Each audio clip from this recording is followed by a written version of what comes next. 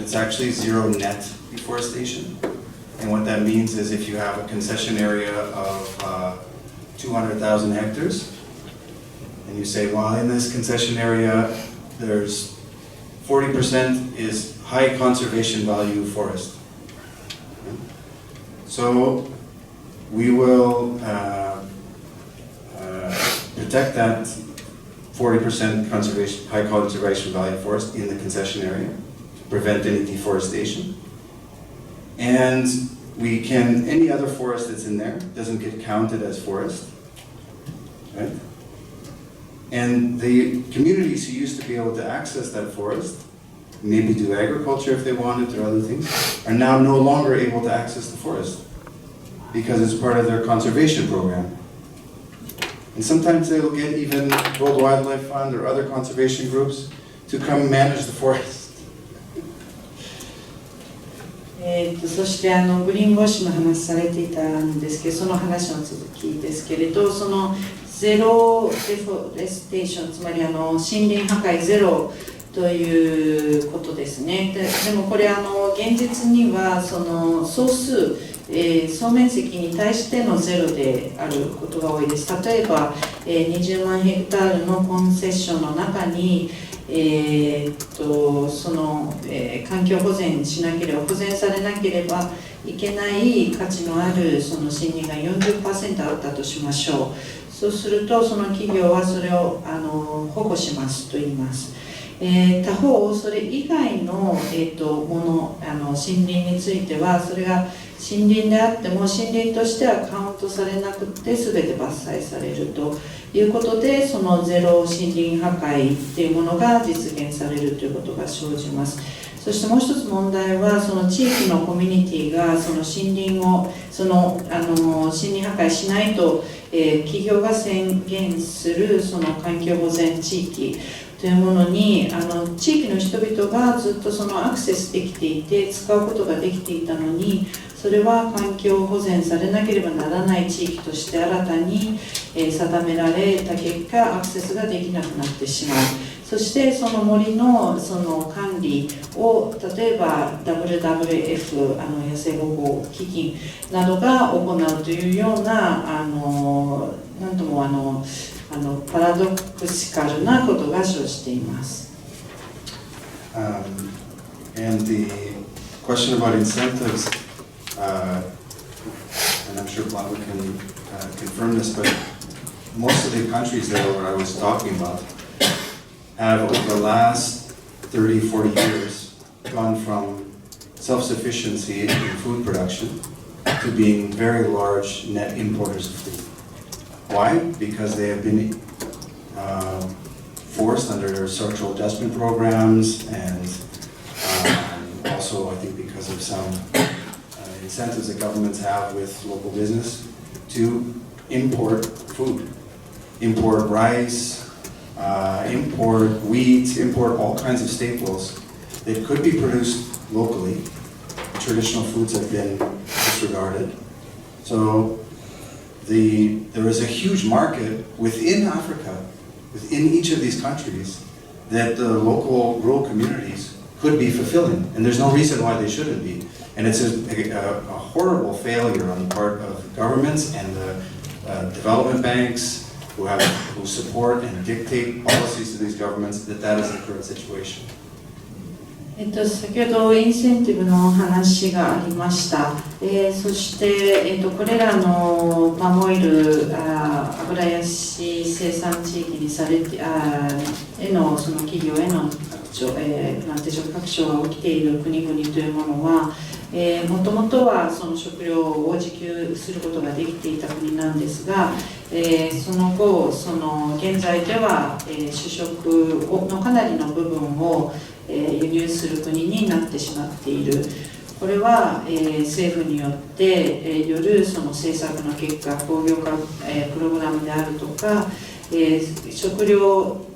例えば米、小麦、それからその他の主食の穀物の、輸入を奨励するようなインセンティブというものがローカルビジネスに対して与えられた結果です。しかしその地域の人々は伝統的にこれらのその主食というものを生産してきたわけで、本来であれば彼らをサポートしてこのようなそのニーズ、需要、食の需要というものに対応できるはずなんですが、政府や開発機関の方向性というものは結果として輸入される主食に頼るというような結果を、恐ろしい結果をもたらして、失敗をもたらしてしまいました。And I really think it's horrible to imagine that a government could think to resolve that food security situation to bring in foreign companies to take the land to produce the food. Do you imagine in Japan if the Japanese government's policy to maintain rice self-sufficiency was to invite in foreign corporations to take over the land and farm rice? そしてこの恐ろしいその失敗をもたらした恐ろしい政策ですけれど、ちょっと想像していただきたいんですが、国民のその食の、安全保障というものを確保するために外国企業に土地を渡し生産させる、食料を生産させるということも、やはりおかしいことだと思います。例えばもし日本政府が日本の人々の食べる米を生産するために土地を外国企業に渡すとしたらどういうふうに感じるでしょうか。And just a question about Malaysia and Indonesia. My initial experience when I lived in Malaysia for 3 years, and my initial contact with the plantation was through workers. And the workers in Malaysia at that point, and it continues to this day, are some of the lowest paid, most abused. Many of them are come under foreign worker programs. They are directly exposed to harmful pesticides.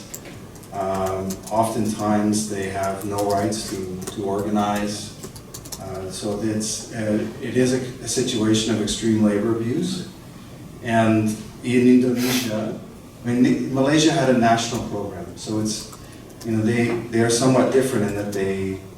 had a strong national component. It was part of land reform, and even parts of Indonesia's palm oil production have been part of this sort of national project of increasing production. And you've had, because of that,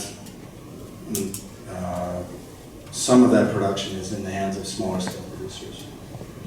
In Malaysia more so, but in Indonesia, it's also in some places it's the case. So so different from what we're seeing in Africa. There is this sort of national program that at least Malaysia has followed, where it's about national development. Right?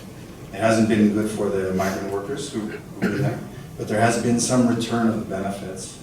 to smaller producers initially. In the early years. 私自身のマレーシアとインドネシアの経験ですけれど、私はマレーシアに3年暮らしまして、最初のこの油ヤシのプランテーションが広がっていく最初の段階にいました。でその時はその、プランテーションの労働者たちと一緒に活動していたんですが、彼らは、最も、低い、賃金を払われていて、大変な、虐待を受けていました。で、しかしそして彼らはその大変被害をいっぱい受けていて、その自らをそれに対抗するために組織化する権利も与えられていませんでした。しかし、その後、マレーシア、後にインドネシアでも国家プログラムというものが、導入されて、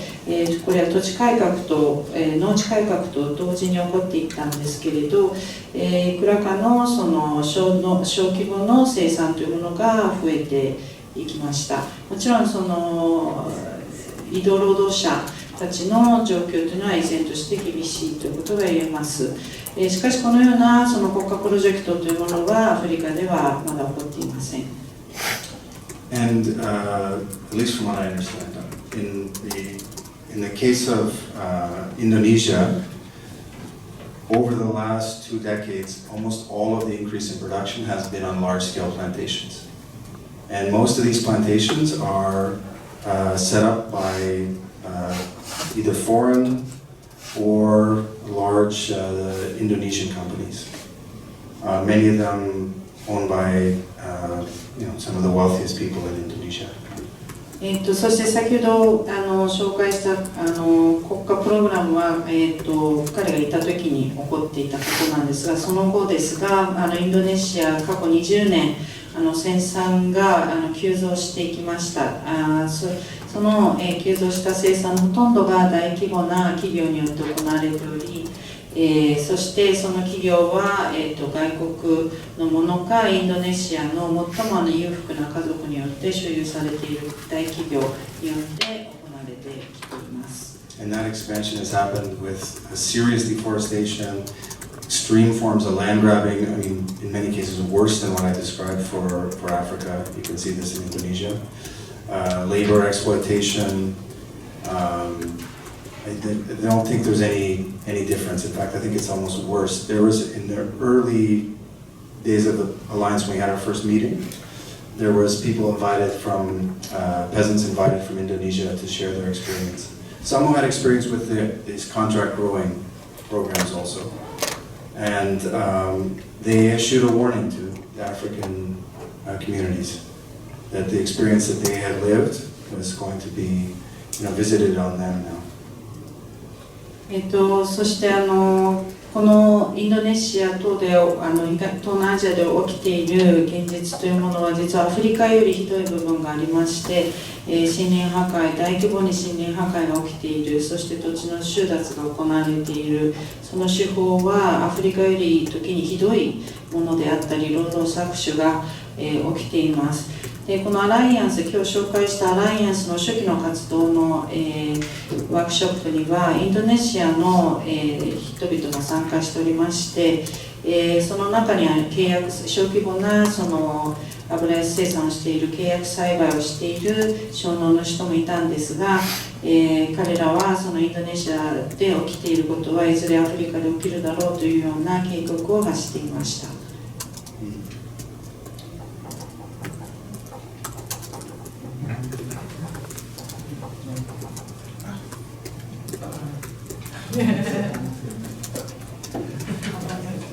どうも時間が、だいぶ、過ぎてき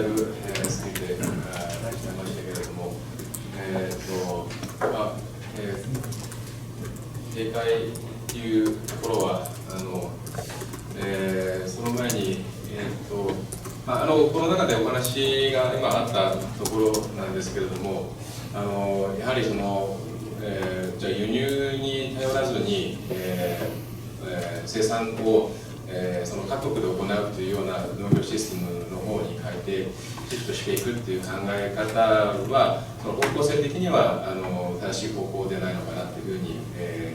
私は考えています。今のそのグローバルな食料のシステムといったものはいかにその安く、それをまた、長距離の、輸入長距離の、その移動をですね前提として作られたもので、ありますので、これがいかにその、地球に負荷を与えるものかっていう、また社会的にもですね労働に負荷を与えるものかっていうのが、明らかに、見えています。ですから、こういった今の、グローバルな食料のシステムといったものはよく言われてるんですけども、コンシューマーとこの、生産者っていうのが、時計のアワーグラスっていうんですか、時計グラスっていうのような形の、体系をとってまして、この中のチューブの中の特にその中の部分が大きな企業が、少数の企業がここを有しているために消費者とですねこの生産者の間を結ぶことがすごく難しくなっているという状況を今のグローバルシフトシステムというのが過去100年、ぐらいの間にですね、形成されてきたっていう、歴史過程がありますので、こうしたものをですね、考え直そうというのが今この、パネルディスカッションで行われた、点に、あるのかなというふうに思っています。I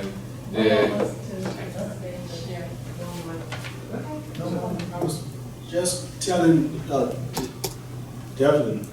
that it's important that we also throw out there that all of the things that we are discussing here have human rights implications. People, land being taken, that's where they live, they build their homes. They are being denied access to waterways. Some of them are fishermen. The women take the catch to the market to sell. So it's their entire livelihood. That is how they survive. So it has, you talk about the UN Declaration on the Rights of Indigenous People. You also have the African Protocol on the Rights of People, on the protection of humans and people's rights. And so all of these things have implications for human rights. So as we think about it, we think about rights violations. And all of these things, is important that we also look at it in that perspective. It's not just about economics, it's about human rights violations as well. I don't want to stress that. 私が訳すと、野田先生の言い訳がないんですけれども、今までこの話してきたパネルのことっていうのは、まさに人権の問題であると、経済の関係だけではなくてですね、誰かの生産者の土地が取られるっていうことは、まさしくその人たちの、生産手段を失うということであり、それが、人権を、侵害するということにつながっていくというふうに、このことを理解することが正しいんじゃないかということを、話していました。